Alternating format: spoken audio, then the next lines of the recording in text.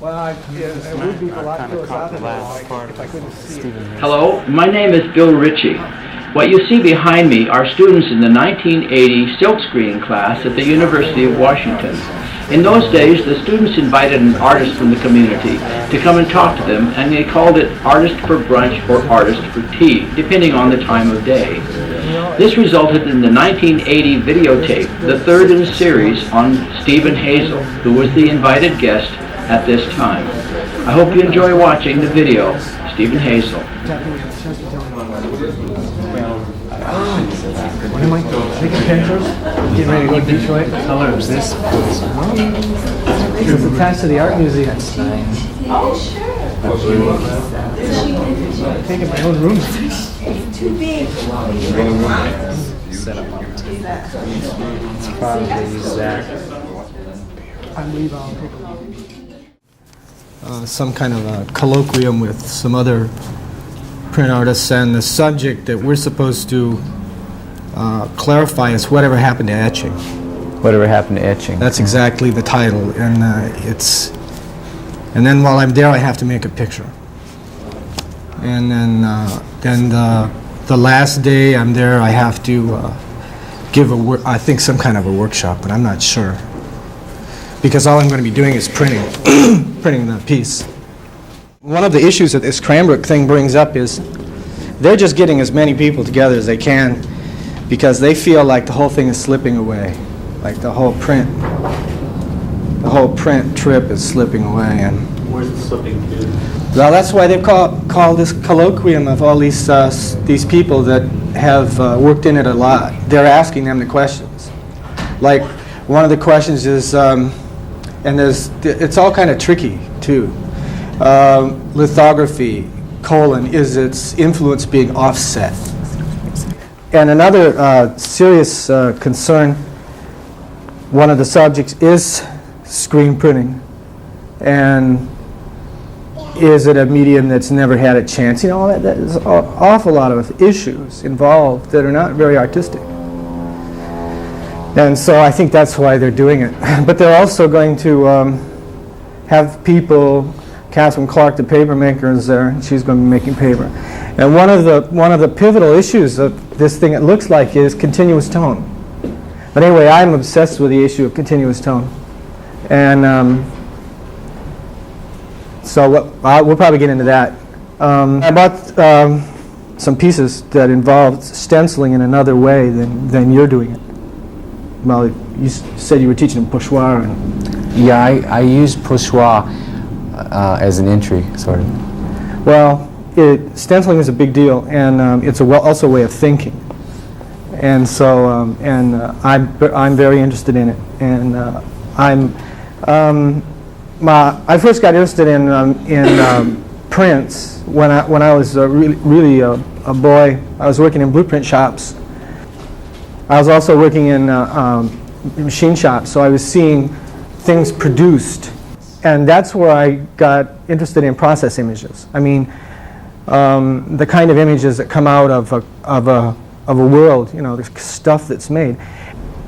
And so that's how I got started. And then, you know, and I worked in a lot of these places. I made all kinds of things, brown lines, all kinds of diazo, pruning, and I fell in love with machines and all that. That was really strange. So then I went to college, tried to get an education. And then I went to graduate school where I learned how to make prints, because this college I went to, they didn't have any, it was a little place, and they didn't have any way to do it, but they had a fabulous collection of antique papers, antique prints, and I saw a lot of that, and that made an awful lot of sense to me. And then the idea that, well, like what Rembrandt was doing was the same thing as I was doing in that blueprint shop. And in the 17th century, etching was a process medium.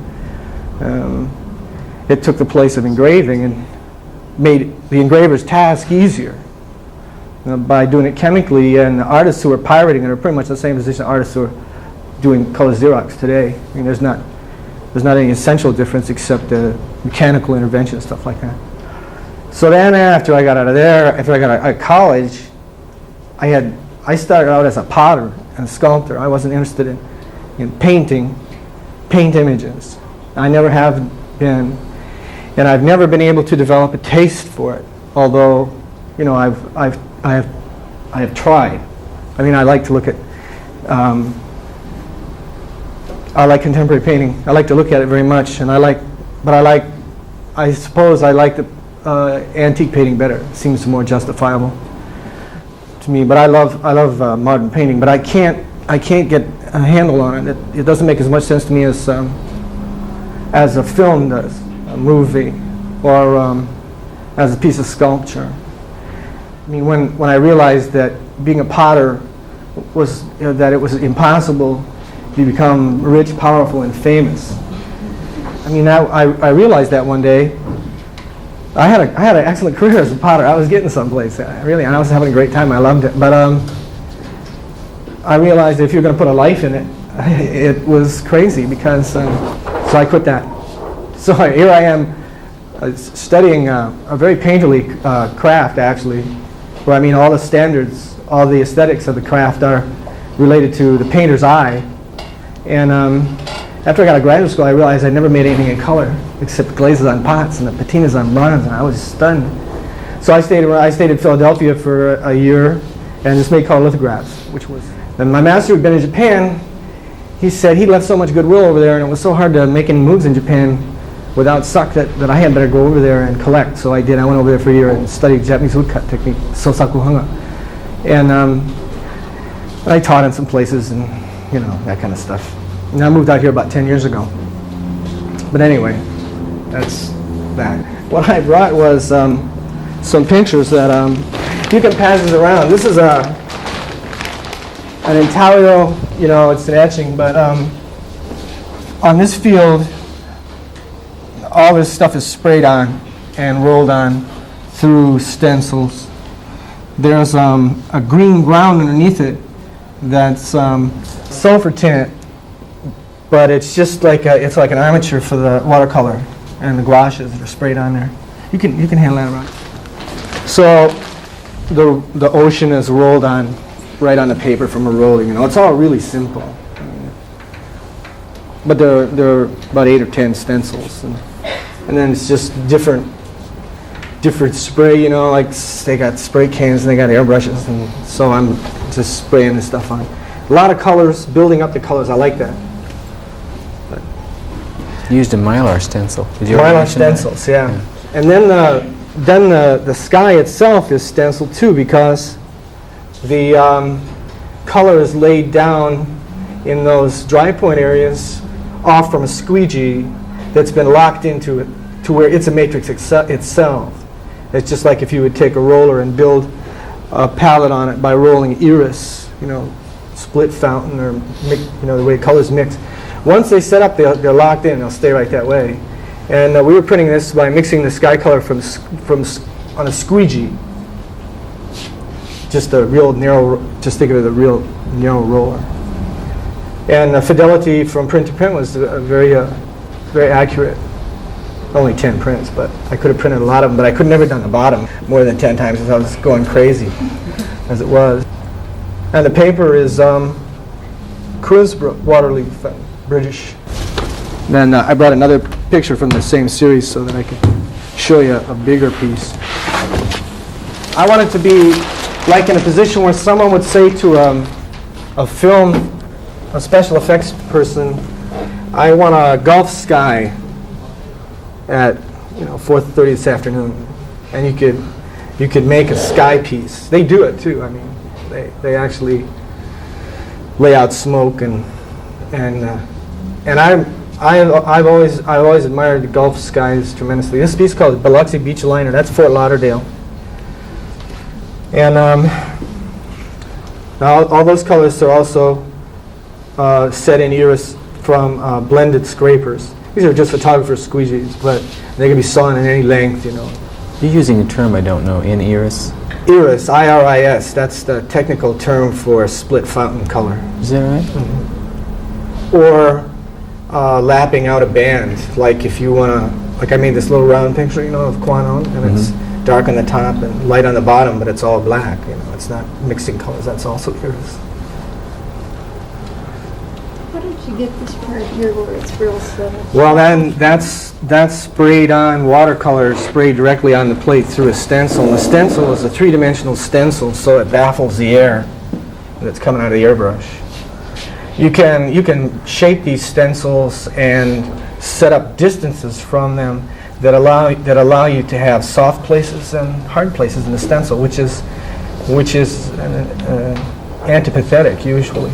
But see, they're three-dimensional stencils. They may be half an inch from the subject that they're controlling, or they may be 8 inches or maybe 1/16 of an inch.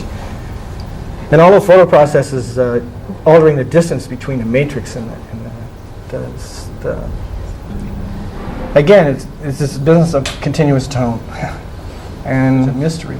There's a continuous tone. The only other analog I can think of is real time in cinema, like Andy Warhol's. I usually use music analogies. Do you? Between percussion and string instruments or wind instruments versus... Yeah, we used to use architecture and poetry to describe all aesthetics. And the difficulty that I have with sound is that its durations are so short that when you get into a 17-hour kiss, that's real time. But it's such a long waveform that it's like a rock, growing. And it appears that when continuous tone strategies are working, that there is this tremendously long, slow cycle of both apprehension and comprehension, and it's a state of mind.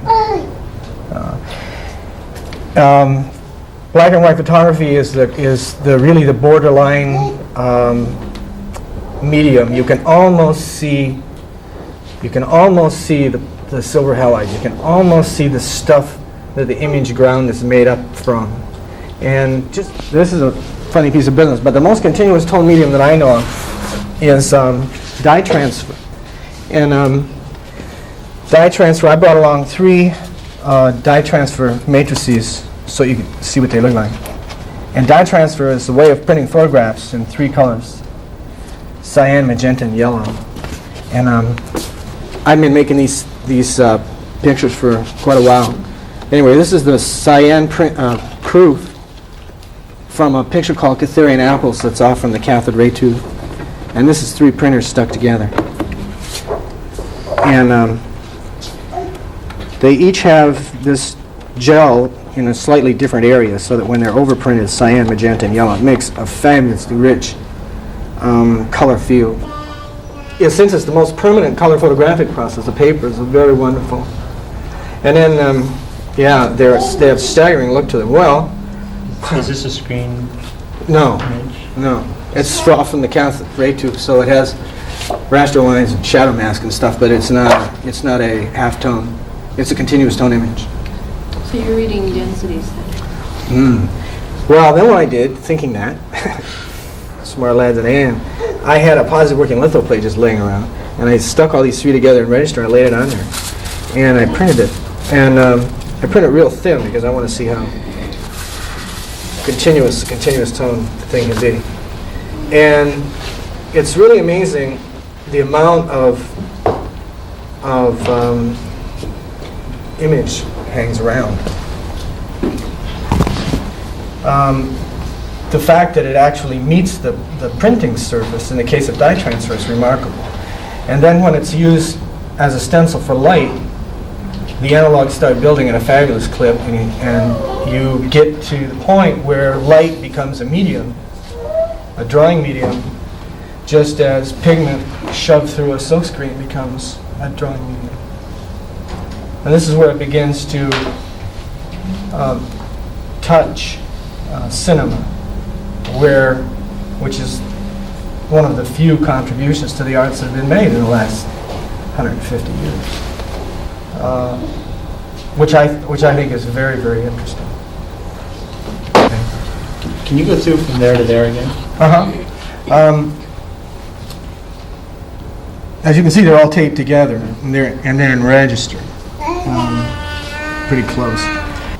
My greatest interest, I think, is to find a way to invent in these mediums. And yet, I'm not all that interested in exploding into song, you know. I mean, I don't mind crawling along to get what I want as long as I'm not interfered with. So it's very encouraging to be able to produce these things spontaneously. So just being able to lay that on top of a positive working litho plate, and I don't know, I just turned on the lights and left it out for a day, and then to develop it and print it just like that is really interesting. You know, there's a fabulous difference between working positive and working negative, and it isn't anything like the left-right syndrome in prints. It's a whole another way of thinking. And you're calling this a positive then?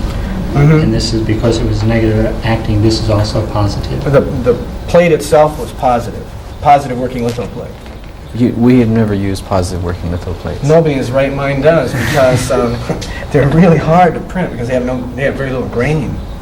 But I was teaching in Iowa this last summer, and those people were so ripped that they just couldn't. You just can't go out in Iowa City and get a negative made. So they ended up using mostly positive working plates, and so we developed interventions that made them printable, but they're awful. They're just awful to print. How do you control color?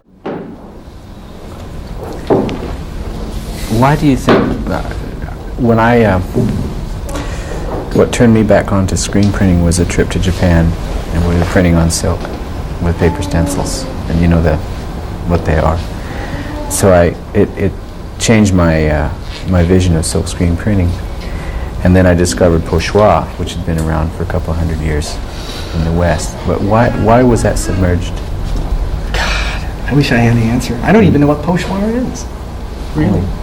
It's just what you do. I looked it up. I tried to look it up. Uh-huh. I got an encyclopedia of art. And it has in it everything you'd want to know about art. Everything.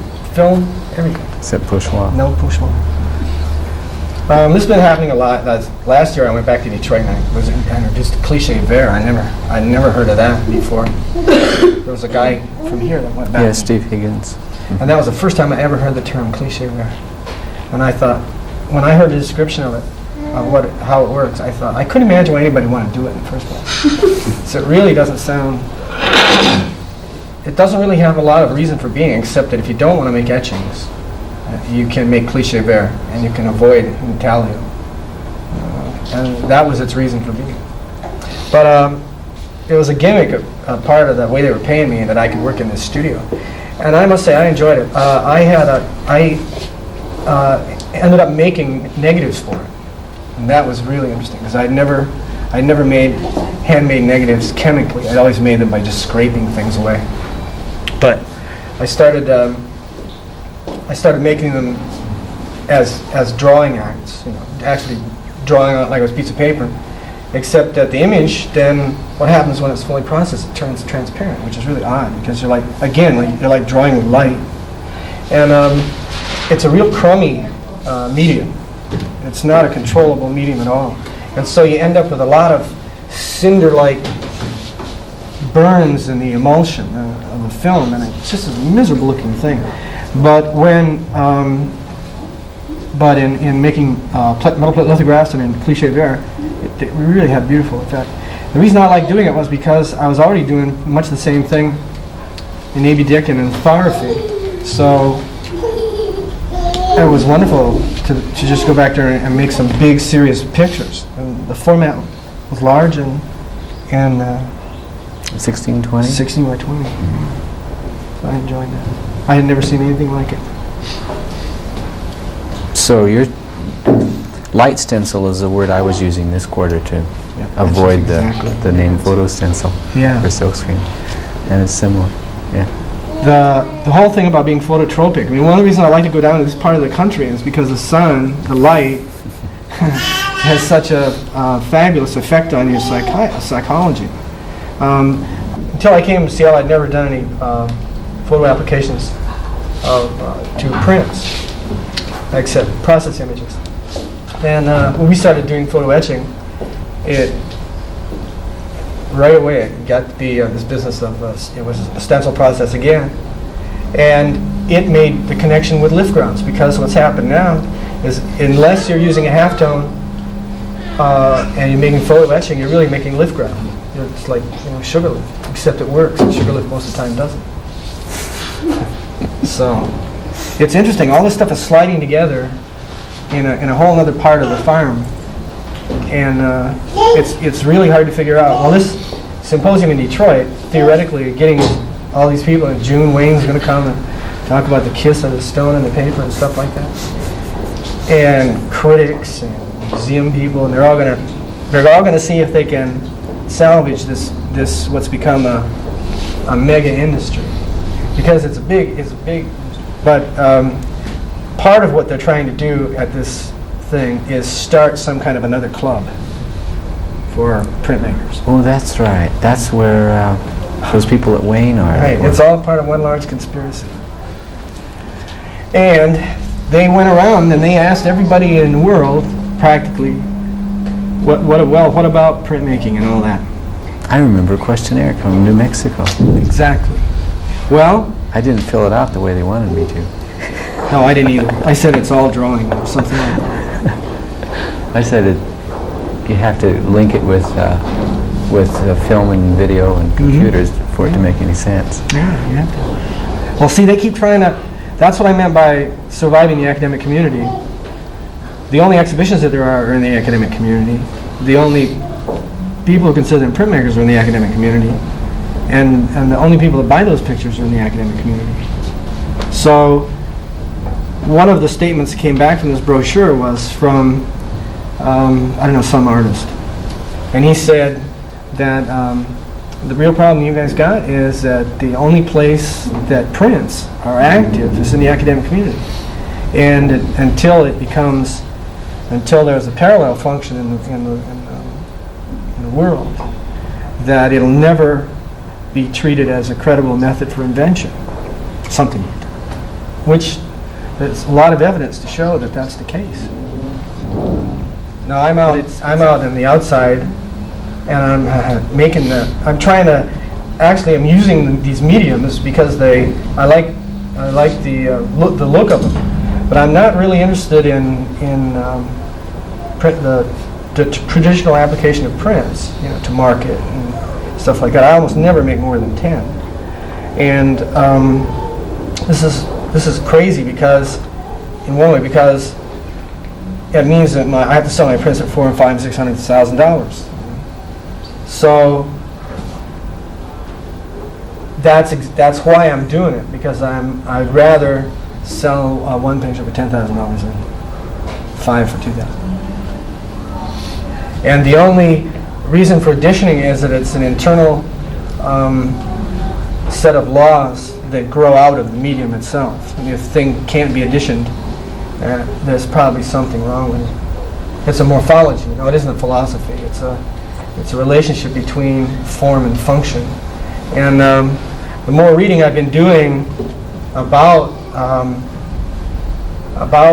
it, the more I'm convinced that there's an internal set of laws that govern each medium. Not everybody knows that, but I mean, You used to write and use biological metaphors to explain. I remember the print and force space. Yeah, it was because of the print and the biocomputer. I was very interested in multiple images, and really using the liner was a sortie into inline hardware. It's like if you have a computer, and somewhere along the process you stick a printer and it prints out what it's supposed to be telling you, and that tool is pretty much like that liner. The only geography involved is slipping back into the 19th century with it. It's like a loop. But yeah, the biological metaphors were great because, but then John Lilly came out with this book called Programming the Human Biocomputer, and I didn't have to talk like that anymore. Because that book described everything, and wonderful setup for me, because I get out from under. I was taking a very bad rap for being a mechanist and subversive types that didn't believe in the human soul, only thought machines worked. which is probably true. I don't know. But I was getting mechanized to death. So I was glad when that book came up. Now what I'm doing is I pretend I don't think about anything. And that's good. Being out in the real world, they love it. Dealers and museum types. They want you to have small petty mouth seizures and be irresponsible. You kids. Cracks me up. And June Wayne said about 10 years ago, it's time for the artist to take off his monkey suit, but it doesn't work. You got to keep it on. Anyway, the structure of making these things and selling them is really has a lot of aspects about it as self-defeating. You know, traditionally, hinging it to book printing, book publishing, you would make a matrix that was so complete that anybody could print it. So like Dürer. And then you would, first thing you do is you try to sell that matrix. You just try to get shut of it. So somebody else had to worry about everything. And it's set up like Posada or something like that so that you can't screw it up. There's no way you can screw it up. And that, I have never been interested in doing that. If you look at these copper plates, you find that there's practically nothing on them. The matrices are so simple that nobody else could print them. And it's the same in lithographs. Lithographs often don't have, you look at the matrix and you can't find out how they get from this to this, and it's just so much handwork or like individual attention or personal programming to where a lot of the matrix is in your attic and there's hardly anything out here. So it's a terrible situation because I can't hand that plate to somebody and let them print 5,000 of them and sell them for $20 a piece. Put them in motels. It just doesn't work. I tried it already and it doesn't work. Do you think that might give rise to I've been thinking a new kind of professional will evolve from this era.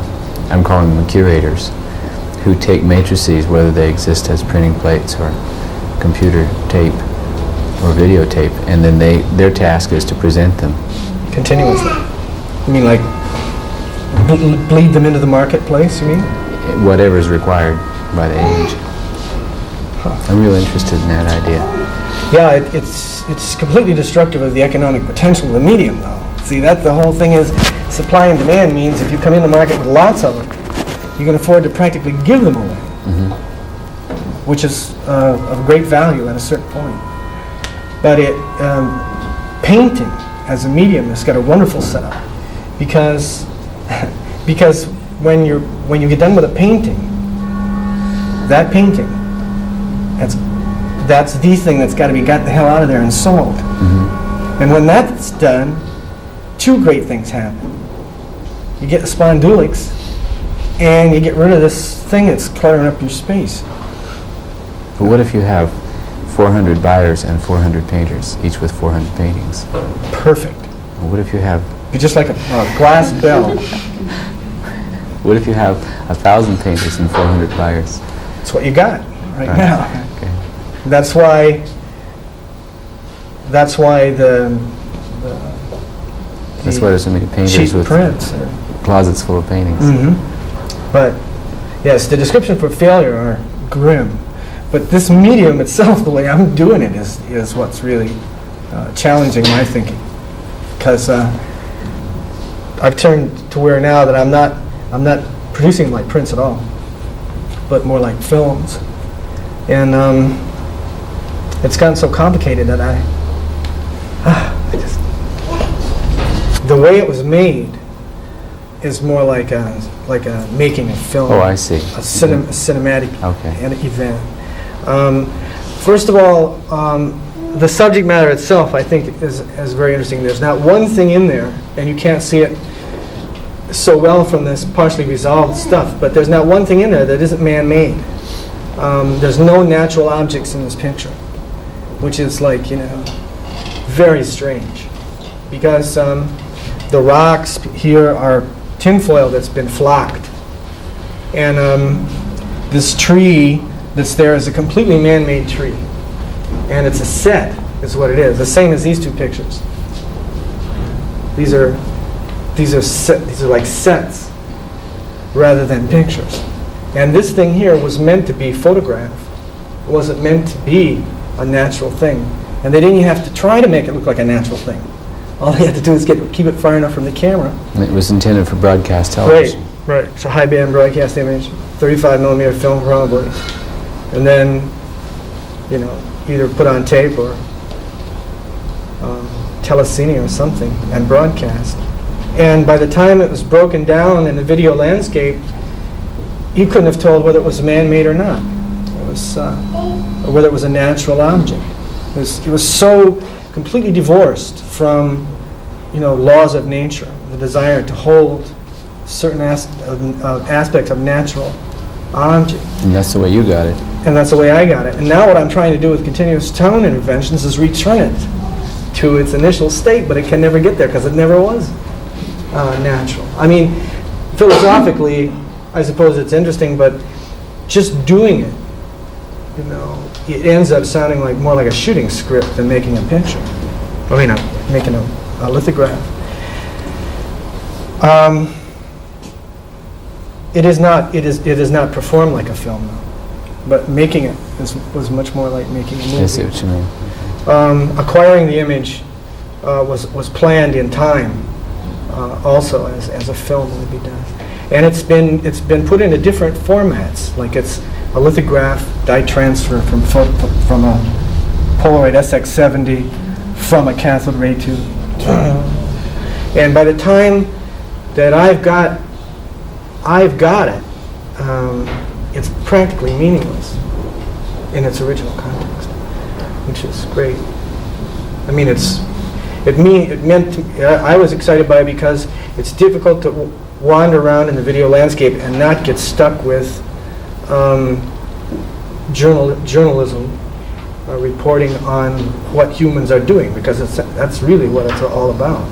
The movement of people, the storyline of drama, and the interest in the physiognomy and human beings as the essential natural object. And what is so interesting to me is that it appears to be kind of tyrannical. There's got to be a lot more going on in that world than the Today Show. There's just got to be a lot more in that enormous world, and it's really hard to pick it out because it doesn't look like anything.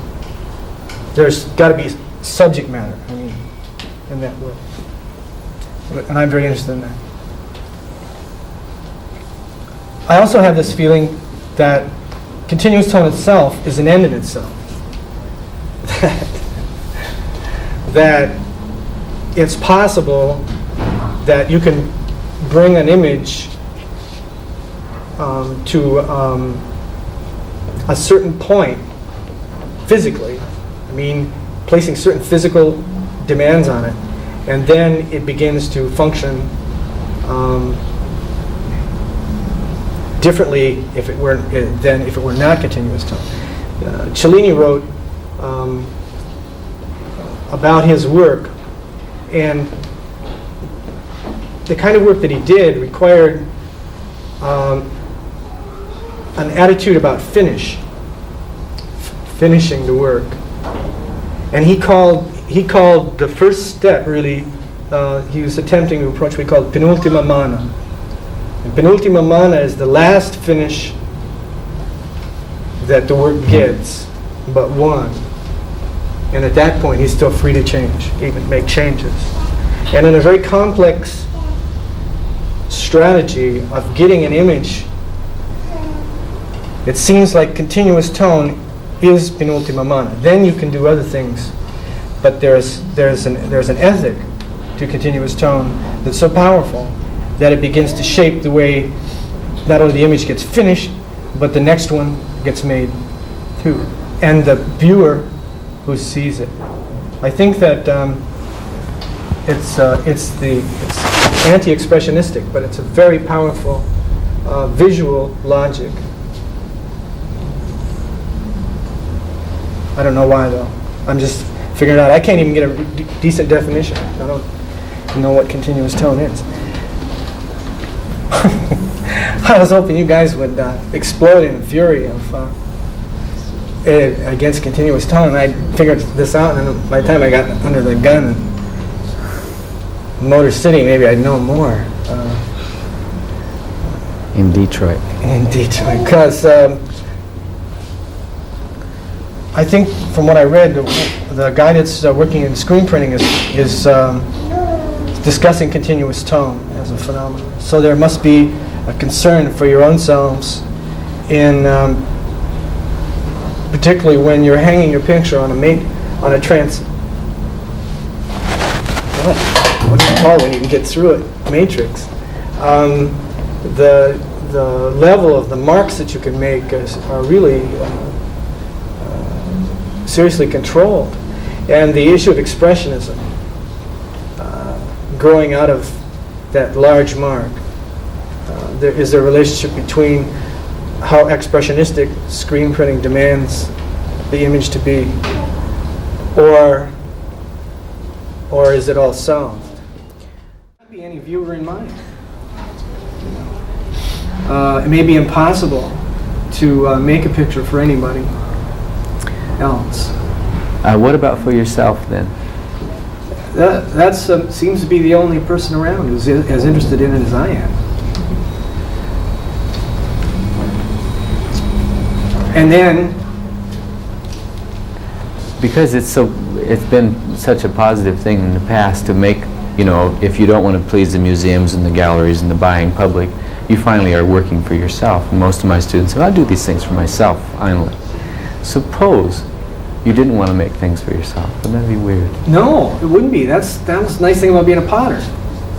Because the way I was doing it, I was not making things for myself. I was a bluebird potter. I was selling stuff to my neighbors. They were, canning their applesauce and stuff in it, and their kraut, and that was great. I was just like a farmer. It was wonderful. I completely avoided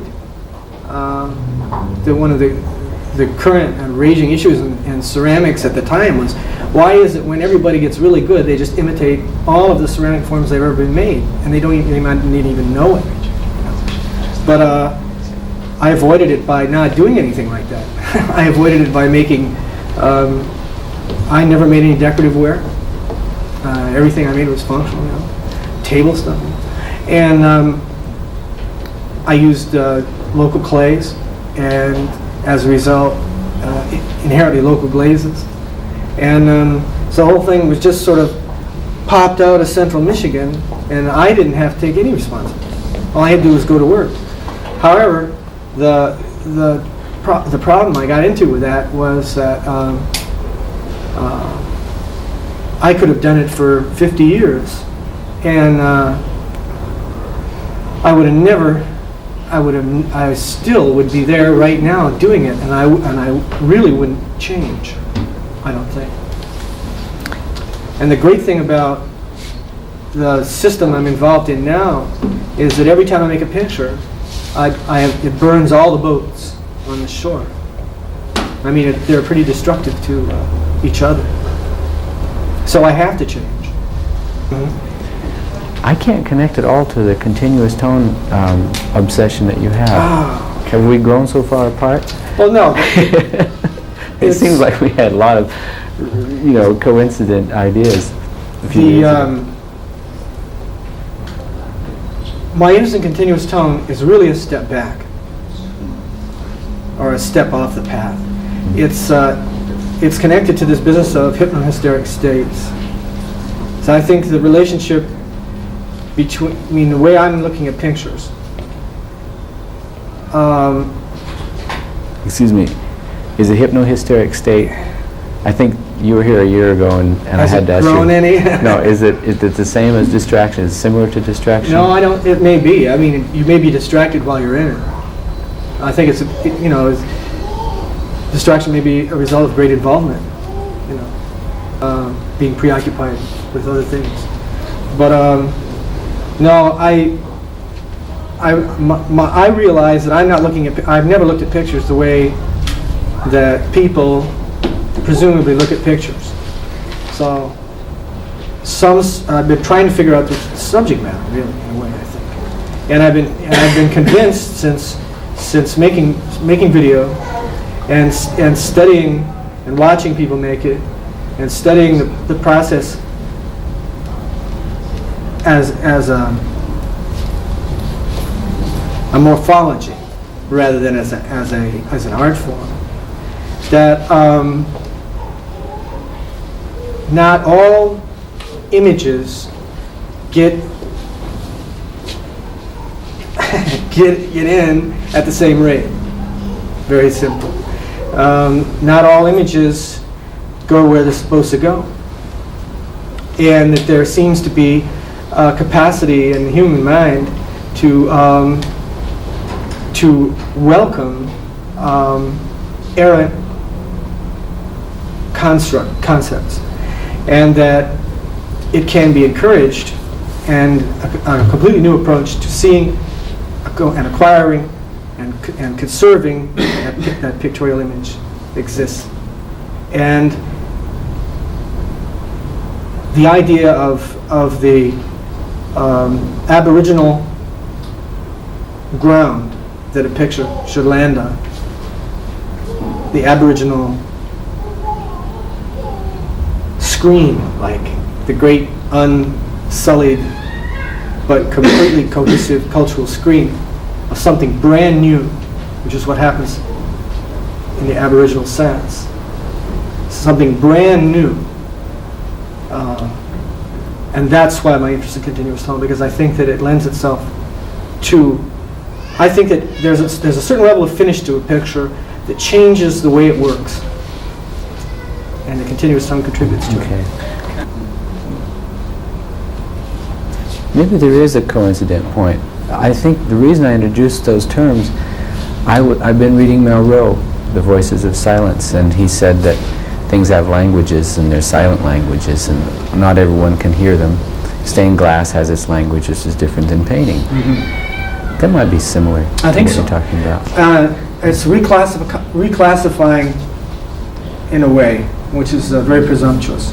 But the examples that you gave are very good ones. The idea of light coming through that surface rather than bouncing off from it is analogous to what happens in the video landscape. It's analogous to what's happening in that dye transfer image, where the source of light is the paper behind it, not the bulk in the pigment in it. So when you're looking at yellow ochre, for example, in a painted environment, its ability to absorb and reflect light are the reason that it's there. And the canvas substrate that it's on has nothing to do with it. One of the most remarkable things about modern prints is that prints is the only medium I know of where everyone is encouraged to, well, I'll put it the other way. When acrylics were devised and painters realized that they could paint directly on fabric without having to size and prime it to keep it from rotting from the oil paint, it should have ceased to be a substrate and should have become a part of the picture. Artists like Morris Lewis and Helen Frankenthaler, they all paint on the same thing. It's incredible. Print artists have always fussed around with paper, and the palette of papers is enormous. And yet, by and large, most print artists don't do anything about it. And I think there's something so terribly wrong about prints that that anything else that can be done about it is great. The idea of paper being a substrate is a strange concept. And the amount of paper that you have in your picture is an element. The amount of paper that you have showing, the amount of margin that you have, and so on.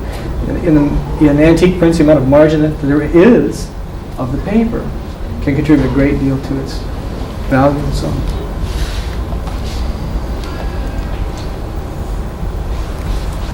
on. I've left one thing on the relationship between hypnohysteric states, continuous tone, and the mechanism, what appears to be the mechanism, which is called aboriginal pride. Now, somehow or other, I'm seeing these three elements as a whole other set of aesthetics. And I really don't believe that 19th century painting, the approach to pre-cubist painting, functions in the here and the now at all. I'm saying that there are other systems, and I've been watching this one for a while, and I tell you, it's very concrete. Concrete? Very concrete. How do you mean concrete? I want to be sure I understand. In the poetical sense, like concrete poetry. 19th century painting. Yeah, is no longer concrete. Oh, okay. That approach. I thought you were saying Yeah. 19th century is No, concrete. no. And I thought you meant cast. No, I don't mean that. I mean that it's there's a way of looking at pictures, and it is being suborned by moving into the 21st century. We don't look at them in the same way anymore. Mm-hmm. And the mechanism that I'm really interested in is bypassing the metaphors, escaping the burden of word language in pictures. And so I'm very interested in bypassing it.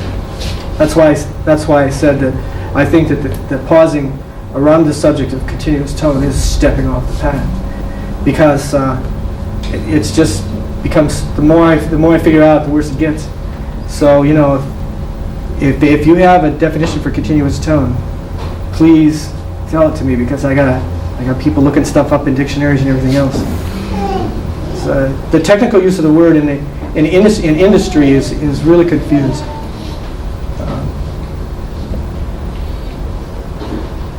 And it doesn't appear to be what it means. There's got to be somebody who uses it in a pure form, and they would be able to explain to me what continuous tone is. But as a photographic phenomenon, it's used regularly. You can buy continuous tone, on negatives and so on. But I don't think they mean what I mean.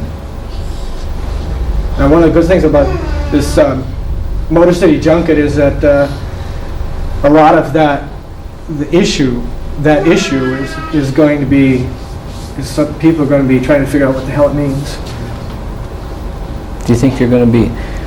I haven't been to a symposium since Montana, which was a few years ago. The only reason I'm doing it, I'll tell you, is just I've got a dealer there, and I'm going to Detroit, I'm going to see the dealer, and I'm going to draw some pictures, see my children, But do you think they'll be interested in that, the printmaking types? No, not at all. They're going to want to talk about what kind of ink I use and What kind of paper this is? What kind of paper that is. And no, it's very frustrating, because all this stuff is visible. It's all visible. It doesn't really need to be dealt with in this other arena. But you can't get them to do it. I mean, for instance, as an example of the academic community suborning intaglio, for example,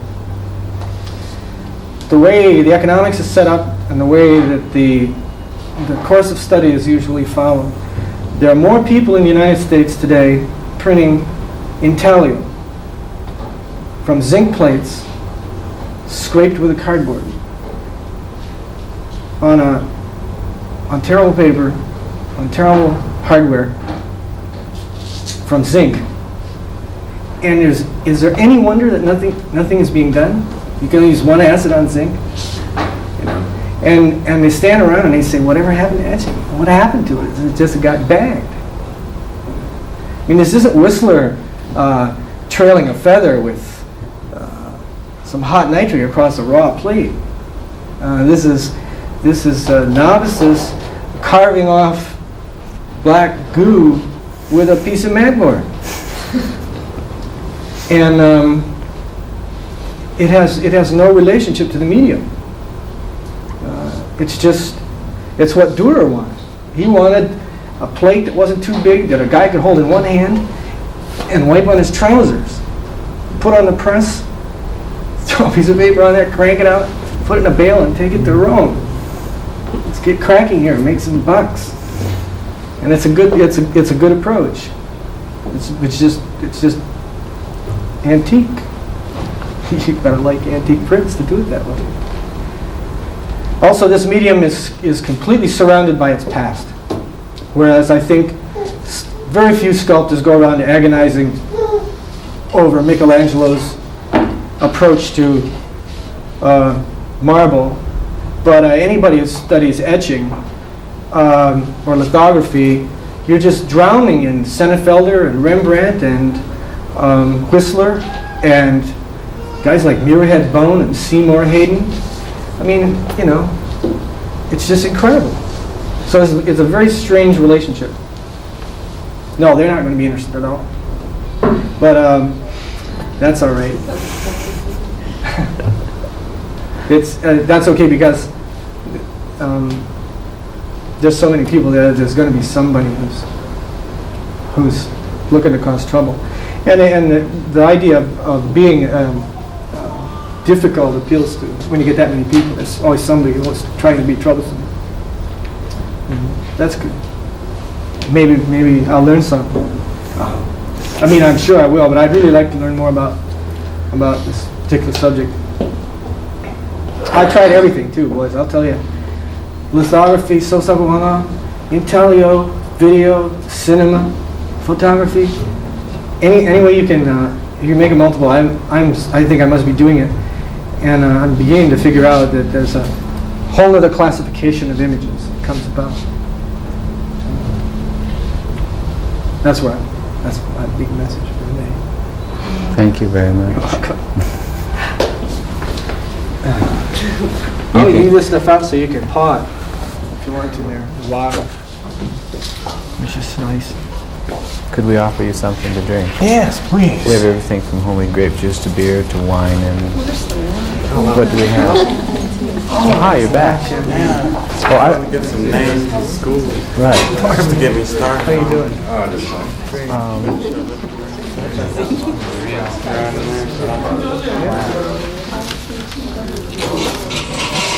Well, it would be a lot kinda caught the last philosophical part if I couldn't see Stephen it. I Hazel. can see it. Where's he from? He's Seattle. No. But being able to see it is... He doesn't know what he is. This thing is so thin. Next. You see right through it. It's almost paper. And I had it printed that way because I couldn't hold this stuff. This stuff just goes. It's a positive working plate. Insane. I'm drawing a piece This of is my New own. York? Look at that. Mm-hmm. Is that New York, New York? You know there's a It's directory. like in Manhattan or something? I don't know the address. No, I think it's in the state. In Syracuse. Syracuse is the city.